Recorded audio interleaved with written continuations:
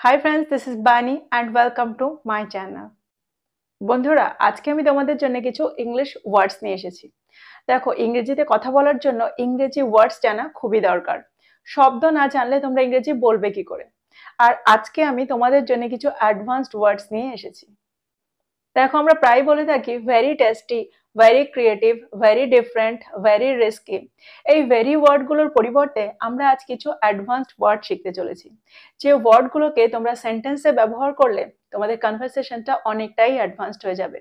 দেখো, আমরা যত উন্নত শব্দ সেন্টেন্সে ব্যবহার করি, আমাদের কনভারসেশনটা ততটাই উন্নত মনে হয়, ততটাই উন্নত শুনতে মনে হয়। আর তার পাশাপাশি যখন কেউ এই ওয়ার্ডগুলো ব্যবহার করে, আমরা খুব সহজেই বুঝতে পারি যে ওয়ার্ডগুলোর অর্থ কি। দেখো, বুঝতে পারাটাও কিন্তু খুবই দরকার। বুঝতে না পারলে আমরা উত্তর দেব কি করে? তো তোমরা বুঝতে পারছো আজকের ভিডিওটা কতটা ইম্পর্টেন্ট, কতটা ফ্রুটফুল তোমাদের জন্য হতে চলেছে। তোমরা কোথাও যাবে না, আমার সাথে ভিডিওটা একদম শেষ পর্যন্ত থাকবে। যারা চ্যানেলে নতুন, অর্থাৎ প্রথম আমার ভিডিও দেখছো, তারা প্লিজ চ্যানেলটাকে সাবস্ক্রাইব করে নিও। তাহলে যখনই আমি ভিডিও আপলোড করব, তোমরা নোটিফিকেশন পেয়ে যাবে। তো আর দেরি না করে চলো শুরু করা যাক আজকের ভিডিও। প্রথম ওয়ার্ডটা হলো পেরিলাস। পেরিলাস, যার অর্থ হলো খুব বিপজ্জনক। দেখো, সেন্টেন্সে আমরা ভেরি রিস্কির পরিবর্তে এই অ্যাডভান্সড ওয়ার্ডটা ব্যবহার করতে পারি, যার অর্থ হলো খুব বিপজ্জনক। সেন্টেন্সে বাক্যে যখন আমরা এরকম অর্থ বোঝাতে চাইবো, খুব বিপজ্জনক এরকম অর্থ বোঝাতে চাইবো, তখন আমরা এই ওয়ার্ডটার ব্যবহার সেন্টেন্সে করতে পারি। এক্সাম্পল দেখো, ভারী বৃষ্টিতে গাড়ি চালানো খুব বিপজ্জনক হতে পারে। Driving in heavy rain can be perilous. Driving in heavy rain can be perilous. দেখো, সেন্টেন্সে আমরা পেরিলাস এর ব্যবহার করলে আর ভেরির ব্যবহার করার কিন্তু দরকার হয় না। আমরা ভেরি রিস্কির পরিবর্তে এই ওয়াটার ব্যবহার সেন্টেন্সে করছি। আমার মনে হয় তোমরা বুঝতে পারলে আমরা পেরিলাসকে কি করে সেন্টেন্সে ব্যবহার করলাম। আর একটা সেন্টেন্স দেখো, সরু ব্রিজটা পার হওয়াটা ছিল বিপজ্জনক। বা আমরা এটাও বলতে পারি সরু ব্রিজটা পার হওয়াটা ছিল খুব বিপজ্জনক। সেন্টেন্সটা কি হবে? The narrow bridge was perilous to cross. The narrow bridge was perilous to cross. তাহলে তোমরা বুঝতে পারলে পেরিলাসকে আমরা সেন্টেন্সে কিভাবে ব্যবহার করছি। পরের ওয়ার্ডটা হলো ইম্যাকুলেট। ইম্যাকুলেট, যার অর্থ হলো খুব পরিষ্কার। দেখো, সেন্টেন্সে আমরা খুব পরিষ্কার বোঝাতে ভেরি নিটের ব্যবহার করে থাকি, কিন্তু আমরা এটার পরিবর্তে অ্যাডভান্সড ওয়ার্ডটার ব্যবহার সেন্টেন্সে করতে পারি। এক্সাম্পল দেখো, সে সবসময় তার বাড়ি খুব পরিষ্কার রাখে। She always keeps her house immaculate. She always keeps her house immaculate. দেখো, এই ওয়ার্ডটা কিন্তু অ্যাডভান্সড, আর আমরা সেন্টেন্সে ভেরি নিটের পরিবর্তে এই ওয়ার্ডটার ব্যবহার সেন্টেন্সে করতে পারি। আর একটা এক্সাম্পল দেখো, ছাত্ররা আসার আগে শ্রেণীকক্ষটা খুব পরিষ্কার ছিল। The classroom was immaculate before the students arrived. The classroom was immaculate before the students arrived. তাহলে তোমরা বুঝতে পারলে এই ওয়ার্ডটাকেও, অর্থাৎ সেন্টেন্সে আমরা এই ওয়ার্ডটাকে কি করে ব্যবহার করছি, কোন অর্থে ব্যবহার করছি, তোমরা বুঝতে পারলে। এবার আমরা দেখব পরের ওয়ার্ডটা। ওই রেস্তোরাঁর খাবারটা খুব সুস্বাদু ছিল। The food at that restaurant was appetizing. The food at that restaurant was appetizing. দেখো, আমরা সেন্টেন্সে ভেরি টেস্টি অর্থাৎ খুব সুস্বাদুর পরিবর্তেই কিন্তু এই ওয়ার্ডটার ব্যবহার সেন্টেন্সে করছি। আর একটা সেন্টেন্স দেখো, আমি গতকাল একটা চকলেট খেয়েছিলাম, ওটা সত্যি খুব সুস্বাদু ছিল। I ate a chocolate yesterday that was truly appetizing. I ate a chocolate yesterday that was truly appetizing. তো এই সেন্টেন্স দুটোর মধ্যে দিয়ে তোমরা বুঝতে পারলে সেন্টেন্সে আমরা অ্যাপিটাইজিং কে কি করে ব্যবহার করছি। দেখো, এখন আমরা আর ভেরি টেস্টির ব্যবহার সেন্টেন্সে করব না, তার পরিবর্তে আমরা এই অ্যাডভান্সড ওয়ার্ডটা অর্থাৎ অ্যাপিটাইজিং এর ব্যবহার সেন্টেন্সে করব, আর এটাকে ব্যবহার করে আমাদের সেন্টেন্সটাকে আরো একটু অ্যাডভান্সড করে তুলব। চলো দেখি পরেরটা। পরের ওয়ার্ডটা হলো অ্যামিয়েবল। অ্যামিয়েবল, যার অর্থ হলো বন্ধুত্বপূর্ণ বা সৌহার্দ্যপূর্ণ। দেখো, সেন্টেন্সে আমরা ভেরি ফ্রেন্ডলির পরিবর্তে এই ওয়ার্ডটার ব্যবহার সেন্টেন্সে করতে পারি, অ্যামিয়েবল, যার অর্থ হলো বন্ধুত্বপূর্ণ বা সৌহার্দ্যপূর্ণ। আর সেন্টেন্সে ভেরি ফ্রেন্ডলির অর্থটাও কিন্তু একই রকম হয়। এক্সাম্পল দেখো, আমরা সেন্টেন্সে কি করে এটাকে ব্যবহার করছি, এই ওয়ার্ডটাকে কি করে ব্যবহার করছি। ভাই বোনগুলোর মধ্যে একটা বন্ধুত্বপূর্ণ সম্পর্ক আছে। The siblings have an amiable relationship. The siblings have an amiable relationship. তাহলে তোমরা বুঝতে পারছো অ্যামিয়েবলকে আমরা সেন্টেন্সে কোন অর্থে ব্যবহার করছি। দেখো, খুব বন্ধুত্বপূর্ণ সম্পর্ক বা খুব সৌহার্দ্যপূর্ণ সম্পর্ক বোঝাতেই কিন্তু আমরা সেন্টেন্সে অ্যামিয়েবলকে ব্যবহার করছি। আর একটা এক্সাম্পল দেখো, তিনি বন্ধুত্বপূর্ণভাবে বা সৌহার্দ্যপূর্ণভাবে পরিস্থিতিটাকে সামলে নিয়েছিলেন। He handled the situation in an amiable manner. He handled the situation in an amiable manner. তো এই সেন্টেন্স দুটোর মধ্যে দিয়ে আমার মনে হয় তোমরা খুব ভালো করে বুঝতে পারলে সেন্টেন্সে আমরা অ্যামিয়েবল কে কি করে ব্যবহার করতে পারি। এবার আমরা দেখব পরের ওয়ার্ডটা। পরের ওয়ার্ডটা হলো লেথার্জিক। লেথার্জিক, যার অর্থ হলো অলস বা ঘুম ঘুম পাওয়া। আমরা সেন্টেন্সে ভেরি লেজি বা ভেরি স্লিপির পরিবর্তে এই ওয়ার্ডটাকে ব্যবহার করতে পারি। অর্থাৎ আমরা ভেরি স্লিপির পরিবর্তে লেথার্জিকের ব্যবহার সেন্টেন্সে করতে পারি। এক্সাম্পল দেখো, বর্ষার আবহাওয়া সবাইকে ঘুম ঘুম অনুভব করিয়েছিল। The rainy weather made everyone feel lethargic. The rainy weather made everyone feel lethargic. তাহলে তোমরা বুঝতে পারলে লেথার্জিকের ব্যবহার আমরা সেন্টেন্সে কিভাবে করছি। আরেকটা এক্সাম্পল দেখো, নিয়মিত ব্যায়াম না করলে আমি অলস বোধ করি। বা আমরা এটাও বলতে পারি, আমি যদি নিয়মিত ব্যায়াম না করি আমি অলস বোধ করি।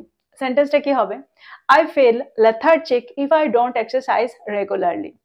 I feel lethargic if I don't exercise regularly. তো এই সেন্টেন্স দুটোর মধ্যে দিয়ে তোমরা বুঝতে পারলে সেন্টেন্সে আমরা এই ওয়ার্ডটাকে কি করে ব্যবহার করলাম। এবার আমরা দেখব পরের ওয়ার্ডটা। পরের ওয়ার্ডটা হলো এক্সকুইজিট। এক্সকুইজিট, যার অর্থ হলো খুব সুন্দর বা দারুণ।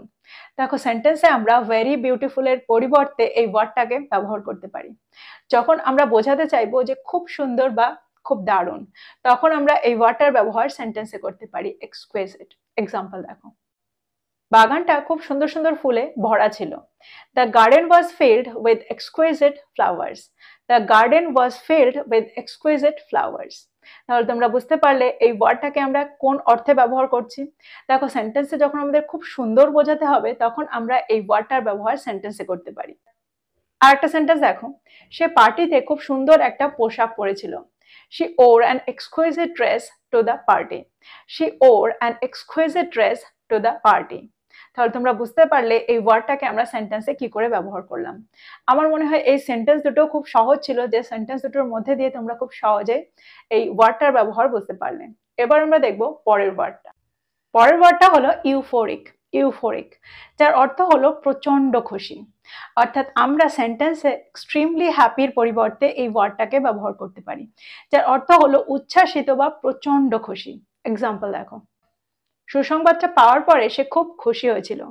She was euphoric after receiving the good news. She was euphoric after receiving the good news. দেখো এই ওয়ার্ডটা কিন্তু খুবই সহজ, সেন্টেন্সে ব্যবহার করাটা কিন্তু খুবই সহজ। তোমরা এখন এই ওয়ার্ডটা দিয়ে আরো সেন্টেন্স তৈরি করো আর সেটাকে ব্যবহার করো। আরেকটা এক্সাম্পল দেখো, ম্যাচটা জিতে যাওয়ায় সে খুব খুশি হয়ে গিয়েছিল।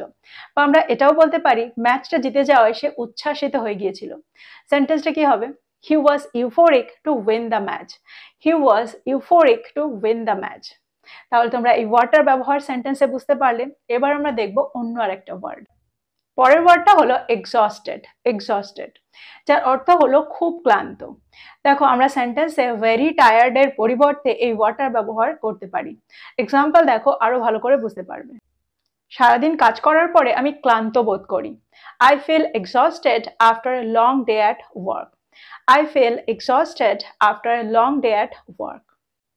আরেকটা এক্সাম্পল দেখো, পুরো বাড়িটা পরিষ্কার করার পরে সে ক্লান্ত হয়ে পড়েছিল। She was exhausted after cleaning the entire house. She was exhausted after cleaning the entire house. তো আমার মনে হয় এই সেন্টেন্স দুটোর মধ্যে দিয়ে তোমরা বুঝতে পারলে এক্সস্টেড কে আমরা সেন্টেন্সে কি করে ব্যবহার করতে পারি। দেখো সেন্টেন্সে ভেরি টায়ার্ড এর পরিবর্তে আমরা খুব সহজে এই ওয়ার্ডটার ব্যবহার সেন্টেন্সে করতে পারি। যখন আমরা খুব ক্লান্ত হয়ে যাব বা কেউ খুব ক্লান্ত হয়ে যাবে তখন আমরা এই ওয়ার্ডটার ব্যবহার সেন্টেন্সে করতে পারি। আর একটা দেখো, পরের ওয়ার্ডটা হলো জেনারেস। জেনারেস, যার অর্থ হলো খুব উদার বা উদার। সেন্টেন্সে আমরা ভেরি কাইন্ড এর পরিবর্তে এই ওয়ার্ডটার ব্যবহার করতে পারি। দেখো এই ওয়ার্ডটা কিন্তু একটু অ্যাডভান্সড আর শুনতে খুব ভালো লাগে। তো ভেরি কাইন্ড এর পরিবর্তে আমরা খুব সহজেই জেনারেস এর ব্যবহার সেন্টেন্সে করতে পারি। এক্সাম্পল দেখো, তিনি তার উদার প্রকৃতির জন্য পরিচিত ছিলেন। She was known for her generous nature. She was known for her generous nature. তাহলে তোমরা বুঝতে পারলে সেন্টেন্সে আমরা এই ওয়ার্ডটাকে কিভাবে ব্যবহার করলাম। ভেরি কাইন্ড এর পরিবর্তে আমরা এই ওয়ার্ডটার ব্যবহার সেন্টেন্সে করলাম। আর একটা এক্সাম্পল দেখো, আমাদের প্রতি তাদের ব্যবহারটা ছিল খুব উদার। বা আমরা এটাও বলতে পারি আমাদের প্রতি তাদের ব্যবহারটা ছিল উদার। সেন্টেন্সটা কি হবে? Their behavior towards us was generous. তাহলে তোমরা বুঝতে পারলে এই ওয়ার্ডটার ব্যবহার সেন্টেন্সে। এবার আমরা দেখব পরের ওয়ার্ডটা। পরের ওয়ার্ডটা হলো টাইনি। টাইনি, যার অর্থ হলো খুব ছোট। আমরা সেন্টেন্সে ভেরি স্মল এর পরিবর্তে এই ওয়ার্ডটার ব্যবহার খুব সহজেই করতে পারি। এক্সাম্পল দেখো, তার নাকে খুব ছোট্ট একটা দাগ ছিল। She had a tiny scar on her nose. She had a tiny scar on her nose. তার অর্থ হলো তার নাকে খুব ছোট্ট একটা দাগ ছিল।